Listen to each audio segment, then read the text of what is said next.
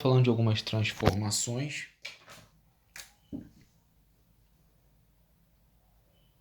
A gente começou a ver algumas aí na última aula. Agora a gente vai estar falando de algumas características importantes, abordando até a primeira lei da termodinâmica. Então é o seguinte, primeira coisa, quando você tem uma transformação chamada de isotérmica, o que isso significa? Transformação isotérmica, eu já sei que é uma transformação que acontece a partir de uma temperatura constante. Só para lembrar, temperatura constante, definição de temperatura, mede o grau de agitação das moléculas. Então está associada a grau de agitação.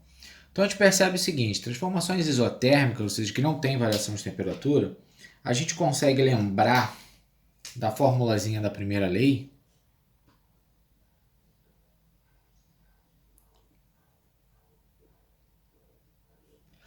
o seguinte, ó, Q igual a ΔU mais W, ou W mais ΔU. Só que, se ele está me falando que temperatura é constante, temperatura é grau de agitação, que está associado à energia cinética, que é o meu ΔU. Se ele fala que não tem variação de temperatura, não tem variação de energia cinética, ou seja, não tem variação de energia interna. Então eu vou ter que isso aqui é igual a zero. Então todo calor fornecido vai ser igual ao trabalho. Então em um processo isotérmico eu vou ter que todo calor trocado vai estar relacionado com o trabalho. Dessa forma, eu vou ter, se o gás recebe calor, Q é maior que zero, dessa forma o trabalho é maior que zero. Se o gás perde calor, Q é menor que zero, ou seja, trabalho menor que zero. Aqui ele realiza trabalho e aqui ele sofre trabalho. Beleza? A gente já viu, mas sempre bom reforçar, esse gráficozinho aqui, né? Eu vou colocar até aqui do lado.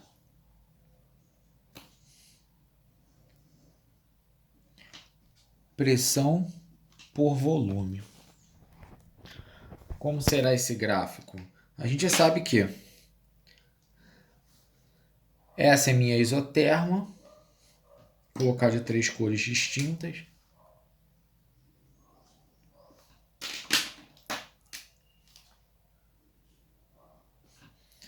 E a temperatura ela cresce conforme ela se afasta da origem. Então eu vou conseguir afirmar que a minha temperatura T1, né, eu vou chamar essa aqui de T1, essa aqui de T2 e essa aqui de baixo de T3. Então eu posso afirmar que T1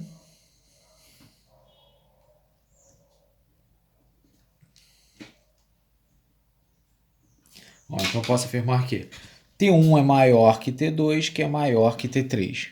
Beleza? Então essa é a relação de temperaturas observando a nossa isoterma. Agora, a gente pode estar analisando também outro tipo de transformação que a gente vai chamar de a transformação isométrica. A gente viu que tem vários nomes, né? Isométrica, isovolumétrica, isocórica. O que significa essa transformação? Eu vou ter volume constante. Beleza? Então eu tenho volume constante. Utilizando aí a primeira lei novamente, a gente sabe que pela primeira lei, vou colocar da termodinâmica, eu tenho que Q igual a ΔU mais ômega, ou mais W, que é o trabalho. Só que trabalho, só para a gente lembrar, o trabalho a pressão constante, ele é P ΔV, certo? O trabalho é igual a P ΔV. Se o processo tem volume constante, ΔV é igual a zero. Então o trabalho nesse caso vai ser igual a zero. Porque só existe trabalho quando você tem variação, por exemplo, do volume ali, né? Então se não tem variação de volume, não tem trabalho. Então todo calor fornecido vai fazer variar apenas a sua energia interna.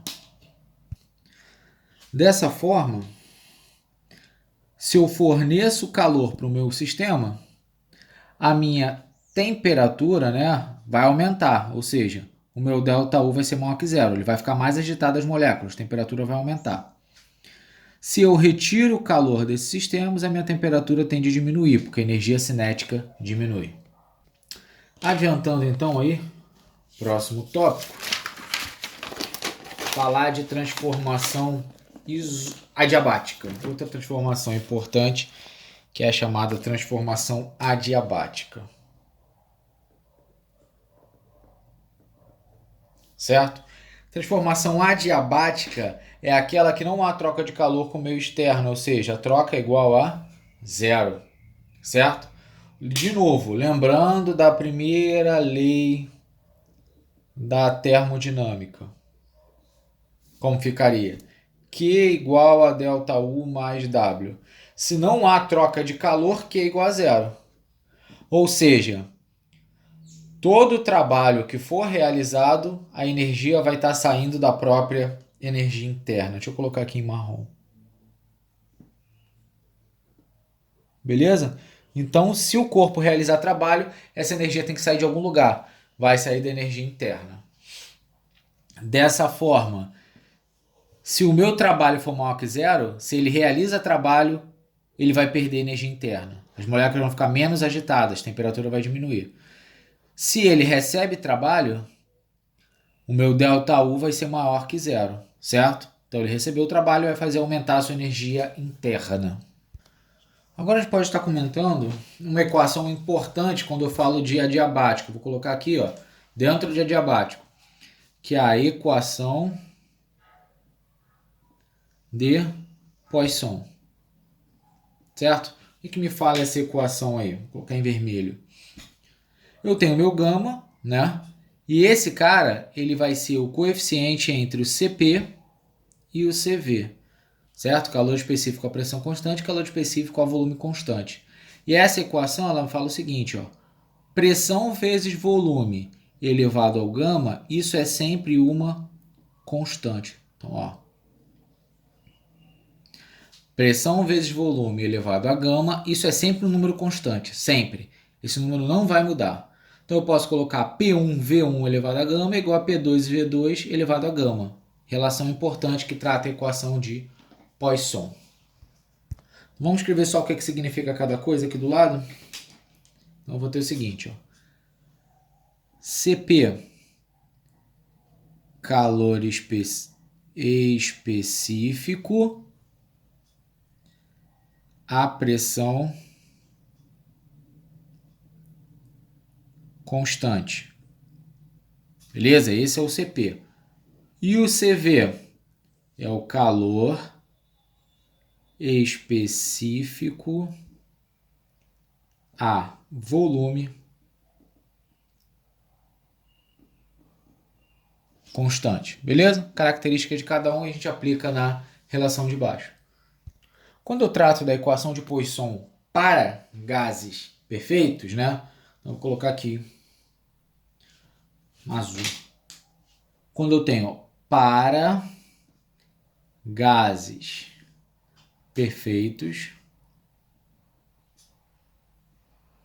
eu consigo relacionar o seguinte, ó, eu vou ter, quando o meu gás ele é monoatômico, né, por exemplo, aí eu tenho hélio, argônio, xenônio, gases monoatômicos apresentam um valor de gama igual a 1,7. Quando eu tenho um gás diatômico,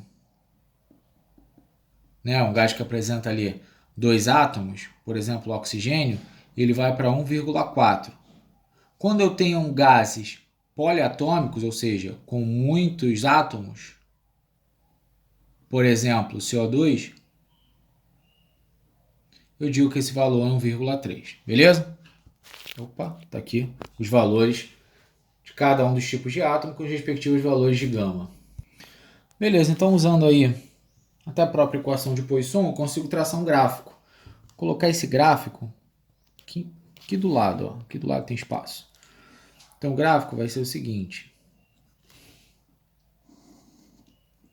Eu tenho um gráfico pressão por volume. Eu tenho duas curvas aqui, duas isotermas. Beleza. Vou pegar dois pontos, né? Então, vou pegar um ponto 1.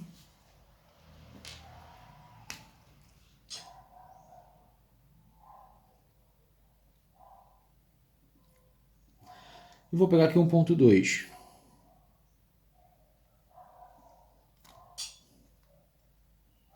Se eu passar uma curva justamente em cima desses pontos, né, que tem essas características das relações aí, essa é chamada minha curva adiabática. Tá? O que significa curva adiabática? Ela vai passar por dois pontos que respeitam aí a equação de Poisson. As outras são isotermos, né? Ou seja, a mesma temperatura, beleza? Então vamos falar rapidinho da transformação isobárica e partir já para a relação de Mayer. Vamos lá. Quando a gente pega a isobárica, o que vai acontecer? Transformação isobárica, a gente sabe que tem pressão constante. Beleza? Pressão constante. Só que, quando você tem uma pressão constante, a relação lá da primeira lei ela não muda, né? Q igual a ΔU mais W. Tem nenhuma aplicação relevante que não seja a interpretação direta da primeira lei. Agora, quando a gente fala da relação de Mayer,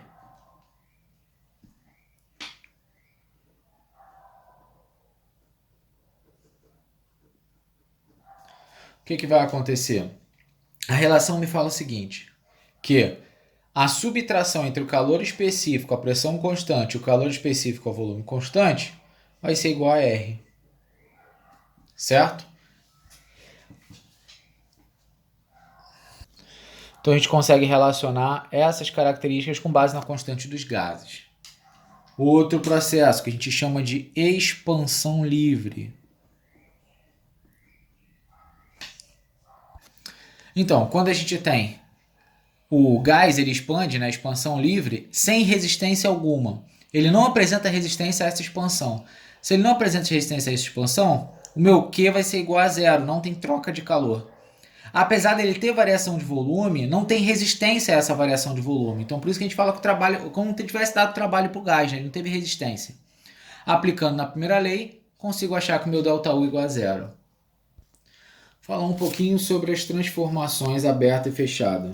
Deixa eu falar, transformação aberta.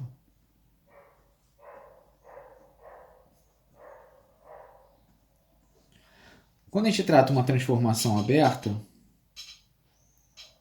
pressão por volume,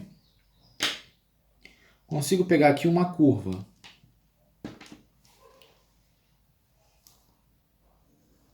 Beleza. Então, quais seriam os pontos aqui dessa curva? Bom,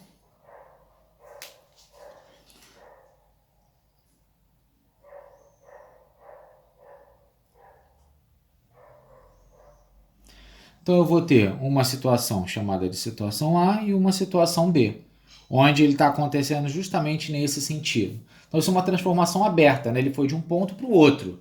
Não teve um ciclo sendo criado aqui. Então se a gente quisesse usar o trabalho, por exemplo, a gente poderia, por exemplo, achar a área sob esse gráfico, né? Seria um jeito de você achar esse trabalho. Ou ainda utilizando, né? Você tem aí essa forma, o que está acontecendo, essa mudança, você consegue achar o quanto foi o trabalho realizado nesse trecho. Aí teria uma outra fórmula, não pode ser P ΔV porque a pressão não é constante. Mas, de forma geral, eu poderia achar como sendo a área do gráfico